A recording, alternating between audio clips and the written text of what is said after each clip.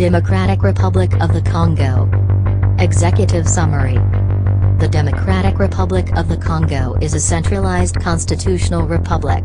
Voters popularly elect the president and the lower house of parliament, National Assembly.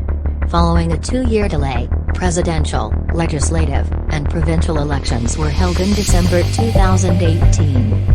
In January 2019, the National Independent Electoral Commission declared Félix Tshisekedi the winner of the 2018 presidential election.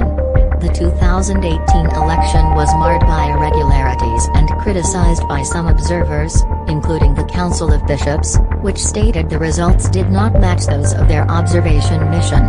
The 2019 inauguration of President Tshisekedi was the first peaceful transfer of power in the country's history. The primary responsibility for law enforcement and public order lies with the Congolese National Police, which operates under the Ministry of the Interior. The National Intelligence Agency, overseen by the Presidency, is responsible for internal and external intelligence. The armed forces of the Democratic Republic of the Congo and the Military Intelligence Service operate under the control of the Ministry of Defense and are primarily responsible for external security. In reality, however, these forces focus almost exclusively on internal security. The Presidency oversees the Republican Guard, and the Ministry of Interior oversees the Directorate General for Migration, which, together with the Congolese National Police, are responsible for border control. Civilian authorities exercised limited control over the security forces. There were credible reports that members of the security forces committed numerous abuses. Conflict between government military forces and the more than 15 significant and cohesive illegal armed groups continued in the eastern provinces of the country. In response, the president announced a state of siege in the Ituri and North Kivu provinces on May 6, which Parliament repeatedly extended and remained in effect at year's end. The state of siege transfers powers from civilian to military authorities, provides for increased police powers, extends the jurisdiction of military courts to try civilian criminal offenses, restricts certain fundamental rights and freedoms, and suspends immunity from prosecution for certain elected officials, including national and provincial deputies and senators.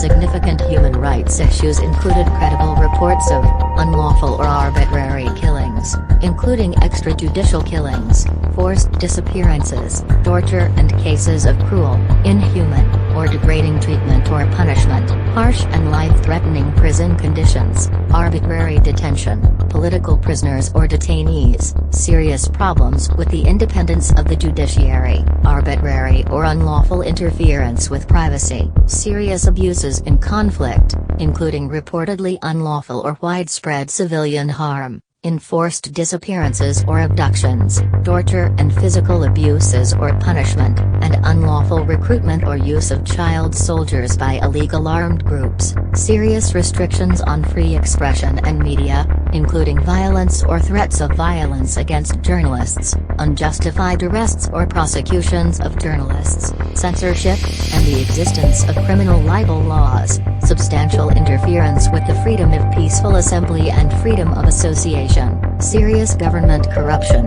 lack of investigation of and accountability for gender-based violence, including but not limited to domestic and intimate partner violence, sexual violence, child, early, and forced marriage, and other harmful practices, trafficking in persons, crimes involving violence or threats of violence targeting persons with disabilities, members of national, racial, and ethnic minority groups, and indigenous people, crimes involving violence or threat of violence targeting lesbian, gay, bisexual, transgender, queer, and intersex persons, and existence of the worst forms of child labor.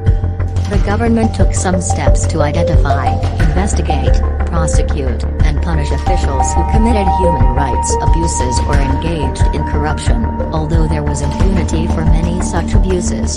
Authorities often did not investigate, prosecute, or punish those who were responsible, particularly at higher levels. The government convicted some officials on counts of murder, rape, torture, arbitrary detention, and corruption, and sometimes punished security force officials who committed abuses. Illegal armed groups continued to commit abuses in the eastern provinces and the Kasai region. Additionally, large-scale killings by ISIS Democratic Republic of the Congo persisted in parts of North Kivu and Ituri. These abuses included unlawful killings, disappearances, torture, destruction of government and private property, and gender-based violence, which was widespread even in areas with no armed conflict, by both government and armed groups. Illegal armed groups also recruited, abducted, and retained child soldiers and subjected children and adults to forced labor. The government took military action against illegal armed groups and investigated and prosecuted some armed group members and the state security forces for human rights abuses.